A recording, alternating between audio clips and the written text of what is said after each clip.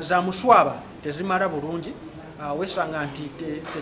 tekisobozesa amatendekero gano kusobola kusomesa bayizi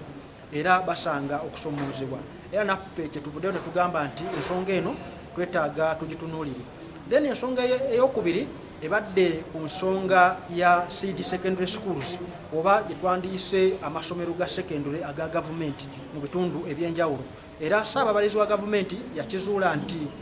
amasomero gano agasinga gatudde ku ttaka eritalina byapa,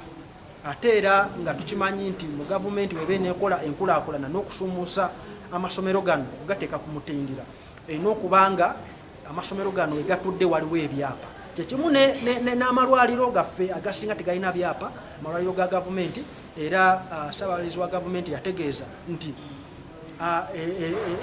amalwaliro n'amatendekero gano gakolagane wamu ne ministry ey'ebyettaka okulaba nti ebyapa bino biteekebwa mu nkola. Then n'ekirala kyetuzudde oba alipoota kyeyanjudde nti alipoota eyanjudde ku nsonga ya parish development model oba abangi gye bayita parish model, nti ensimbi eziweebwa mwanattu teziteekebwateekebwa bulungi, nti weesanga nti gavumenti zaffe ez'ebitundu tezivuddeeyo nnyo kulambika ku butya parish model eno bweyina kukola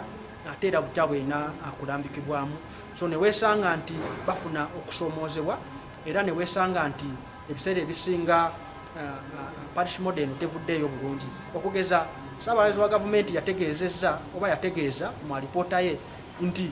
ku tablets ezaagulibwa okuweebwa abantu bano abali mu nteekateeka eno ya parish model